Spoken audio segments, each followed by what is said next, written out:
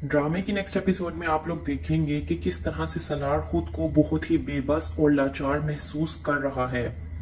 सलार जाता है अपनी वालदा महरीन के पास और जाकर कहता है कि आपने उस लड़के जयान को घर में आने कैसे दिया। इस बात पर महरीन अपने बेटे सलार से कहती है कि वो पहली बात तो ये है कि इस घर में मेहमान बनकर आया था और दूसरी बात ये है कि मेहमानों की इज्जत की जाती है, इसे एटिकेट्स कहते हैं। इस बात पर सलार भड़क उठता है और कहता है कि आप बहुत अच्छे तरीके से जानती हैं कि उस शख्स से मुझे नफरत हो चुकी है और आपने जानबूझकर उस लड़के को यहाँ पर बुलाया और यहाँ तक कि उसे घर में बैठने की इजाजत तक दे दी।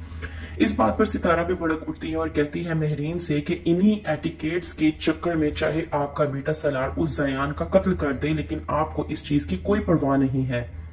महरीन सितारा की बात सुनने के बावजूद इस बात को इग्नोर करती है। अगले दिन जब महरीन और साहिबा पास बैठी होती हैं तो वहीं से सितारा का गुजर होता है। सितारा जो कि यूनिवर्सिटी जाने के लिए तैयार होती है, पूछती है साहिबा कि तुम यूनिवर्सिटी जा रही हो, तो सितारा कहती है कि हाँ मैं यूनिवर्सिटी जा रही हूँ।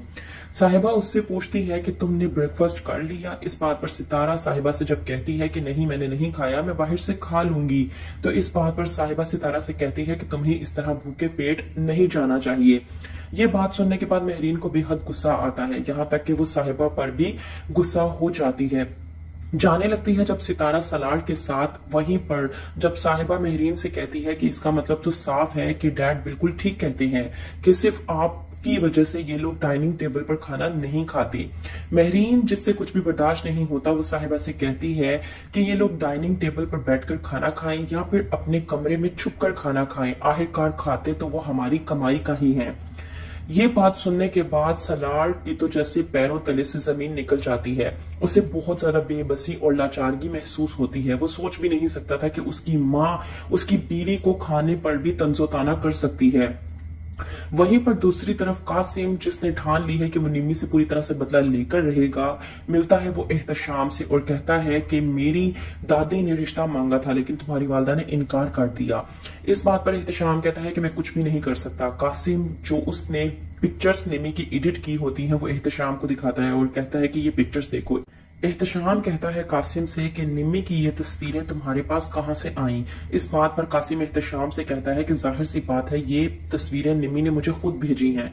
एहतशाम जब कासिम से कहता है कि ऐसा हो ही नहीं सकता तो कासिम भड़क उठता है और कहता है एहतशाम से कि तुम तो मुझसे इस तरह से बात कर रहे हो जैसे मैंने खुद ये तस्वीरें फेसबुक से उठाकर एडिट की हों। तुम नहीं जानते हम दोनों एक दूसरे को लेकर बहुत ज्यादा सीरियस हैं। इस बात पर एहतशाम कासिम को कहता है कि अगर तुम दोनों एक दूसरे को लेकर इतना ही सीरियस हो तो निम्मी को अम्मी से बात करनी चाहिए थी, जबकि निम्मी ने अम्मी से बात नहीं की।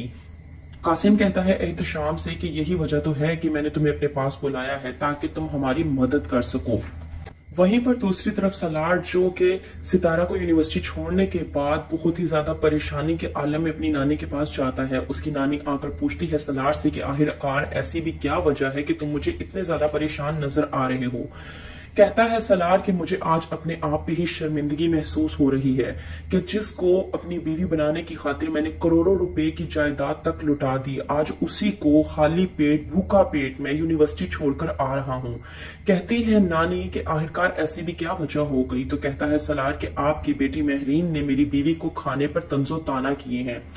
सलार की नानी इस बात पर यकीन नहीं कर पाती और कहती है कि कितनी अफसोस की बात है कि सितारा को महरीन ने इस तरह से कहा है।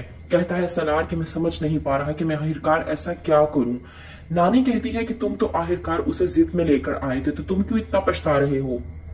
सलार नानी की ये बात सुनने के बाद खामोशी इख्तियार कर लेता है। तो क्या कहेगा सलार नानी को कि वो उसकी मोहब्बत है जानने के लिए देखते रहिए ड्रामा सीरियल कफारा।